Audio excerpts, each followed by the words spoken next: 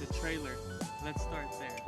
What was it like being in the trailer, Jeriah? Just like seeing everything that your mom had done, like encapsulated into a minute 30. It was new. I've never done anything like that. Like I've never even like been on behind the scenes set like that, or that I remember of. It was dope seeing her in that position, seeing all the pictures in the background. It was just very dope. I liked it. Having Jeriah there while I was capturing and sharing my story was nostalgic, and because he was in a lot of the pictures but smaller, so him standing there next to me, my height, real time, was surreal, I guess. It was surreal. But I love that he can be part of those things. What's the thing that me and you I don't know. do together that's like, this is our thing? Maybe our car rides? I don't know. Our car rides, that's a good one. Rebounds for me. That's I true. don't know. I catch the football for you and throw it to you. Do you remember our road trip, our cross-country road trip? Yeah, I do. We visited the Grand Canyon. Like, I just went to a lot of states, like New Mexico. Whoever thought I'd be in New Mexico? like I've never been to Oklahoma before. Oklahoma was dope. Yeah, I remember I asked you if I can go. You were like, no at first. Go where? Be on the thing, like go on the rocks. Be on the edge of the Grand Canyon. Yeah. Yeah, which is crazy to think that I let you do that. Yeah. In flip-flops. Yeah, I didn't even have socks on. I just stood there. On the edge of the Grand Canyon. Yeah, on the edge. I like laid there for a second. You laid where? On the Grand Canyon. You did? Yeah. I was terrified. What were you thinking? Were you like scared? I was excited. You were excited? Yeah. Did you know them like intrusive thoughts, like what happens if I jump? Jeriah, that is so scary. People die. But it's good that you've always been fearless. Mm-hmm. Are you afraid of anything? No. Not one thing. No. I'm not afraid. You were like 3 and you were at daycare. And do you know a story I'm about to tell? No. And they brought like the the snakes. The snakes into the school. Yeah. And they brought like an anaconda, and it was massive. And I was like, my son cannot take part in this event today. And you were like, Mom, like, you were 3. She's like, Mom, let me do it. And they gave me a picture of you touching the snake. And I just thought I was oh my gosh, I just thought I was gonna die. So I feel like I've been afraid of things for you. Yeah. Because remember you got older at the beach and you saw the snake at the beach? Do you remember that? Yeah.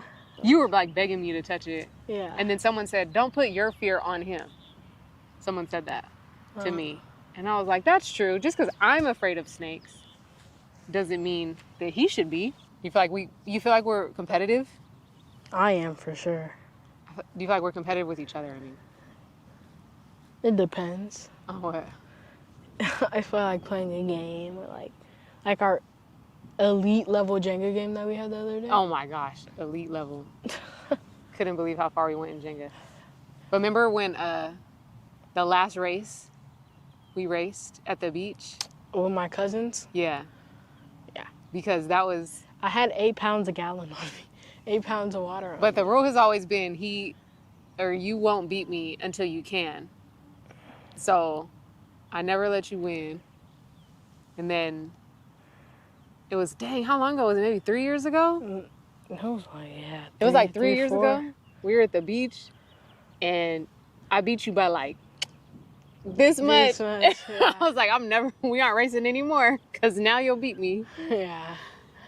How has that felt for you growing up? Like, you haven't always been able to beat me, but now you can? Now that I'm taller than you, it feels good, but it's like, it doesn't change anything. Like. What feels good about it? I don't know. I'm finally taller than you. Like, that's always a kid's dream, to always be taller than their parents. Really? Yeah. Like, every kid, like, tries to size their parents up someday. Or, like... Right. So now you walk by me and you say what? Short stack. Remember that time in Michigan we were playing basketball? Oh, and I, like, blocked your shot across the park? Yes. And I still lost 7-1. You still lost. Do you remember when that was? No. We were at Grandma and Grandpa's house, and you. Oh, and I threw the ball between your legs and I scored? Yes. And I was like, That was a close game. I was like, heck no. Heck no, you are not about to beat me. It wasn't time yet. I was like 9, 10? Probably 9. Probably 10. You think you can beat me in basketball now? Yeah, for sure. For sure? For sure. I I beat you in horse 3 times in a row. On it. Okay. Yeah. That's fair. Do you think you could beat me in like a one-on-one game? Yes. You couldn't outshoot me. The only reason why I could not shoot you, but I could take to the rim. That's true. Yeah, you could. And I could also block your shot. Your release is like down here. When you were like a month old, the TV would be on, and you would never look at the TV, ever. Like, it was just for me. Mm-hmm. But then when a football game was on, you would like be locked in on the TV. You'd be following the football, but only when football came on. And I remember committing it to memory. Like, I wonder if he's actually going to grow up and love football. So, like, do you remember the conversation when you were thinking about not playing football anymore? Mm-mm. You don't remember that? No. And I said to you... I couldn't even see myself not playing football. Exactly. But I said... It's like not even a thought. I said to you... Oh, and also, my first word was ball, so... Was it? Yeah. Where'd you hear that? You. Oh. But I remember there was a time where you're like, Mommy, I don't know if I want to do football anymore. And it was probably just in the moment. Yeah. And I said, I'm not going to let you quit something I know you've been in love with since before you could talk. So I love that it's caught up to you. Mm-hmm. What happened in the moment that like you knew you loved it? I don't know. It's just a sport. It's a contact sport. I like contact. Like I like to hit people. Not like that though. Like not like just walk around in the streets. Hit someone. Yeah, nice. What's your highest dream for it? The NFL. I support it. This is dope too because we're out here where you. Or no, my highest dream is the Hall of Fame. Oh my gosh! I've never heard that before. That's so good, bud. Yeah, spiritual gangster. Okay. Don't drop it.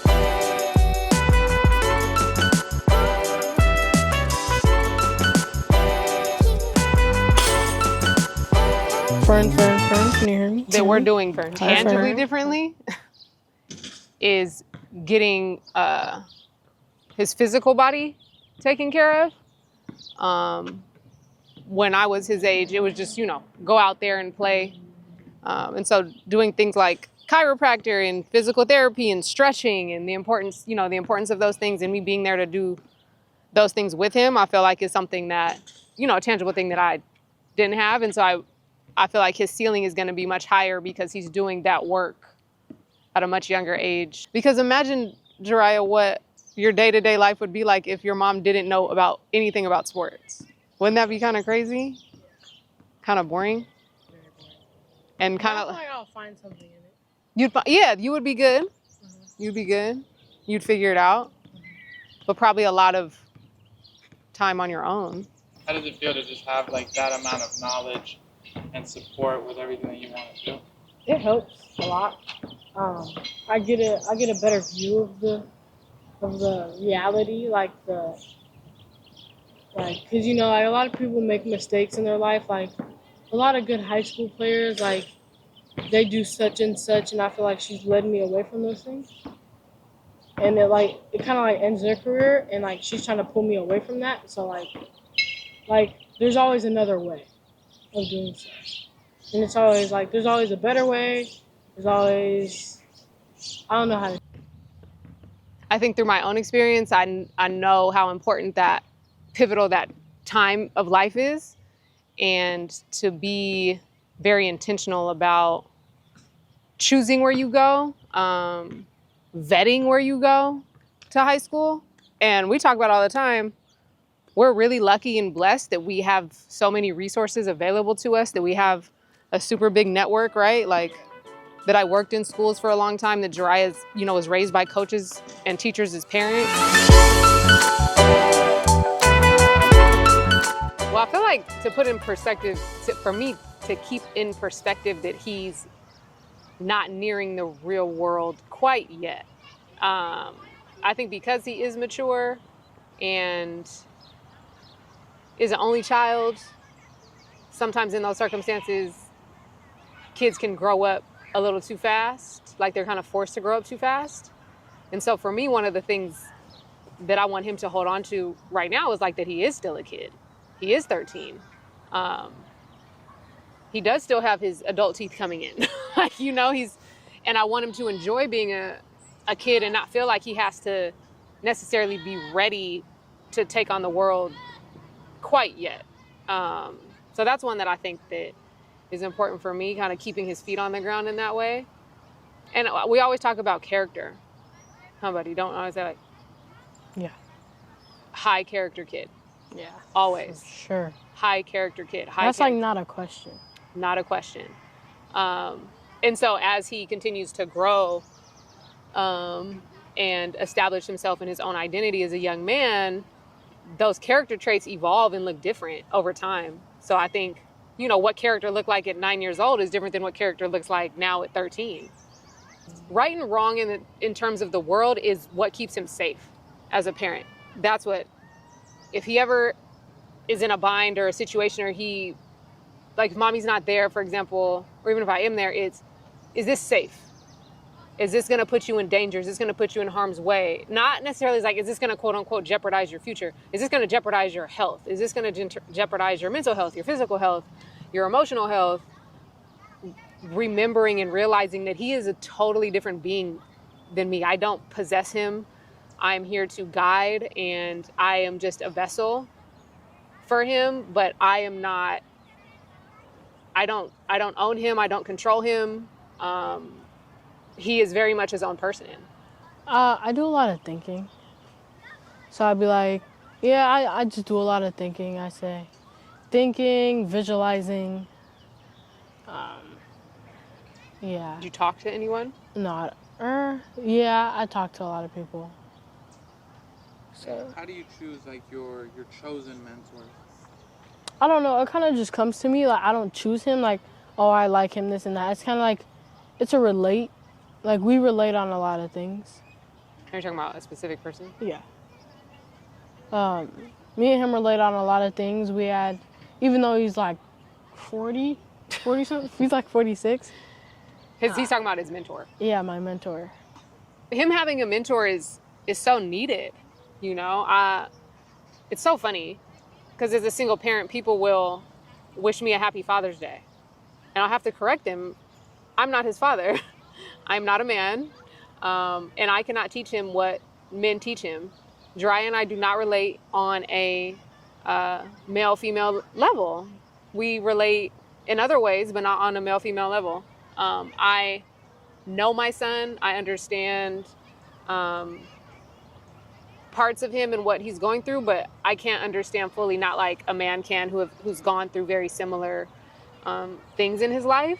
And so I think for me it was integral. It was so important for him to be around someone who's trusted, and I think for Jeriah, what I've seen, he relates to him the most that I've seen anybody else. Is that accurate? And so he has a unique way of communicating with Jeriah on his level. Yeah, he's helped me realize a lot. Like, he plays a big part in my life right now. He's helping me become a better man. Yeah, shout out to him. How do you feel like he's helping you become a better man? He sees, like, what, like, is going on. Like I know you probably don't realize this, but this and this, like... He's bringing stuff out of me that I didn't know. Like, he's bringing a different perspective from me.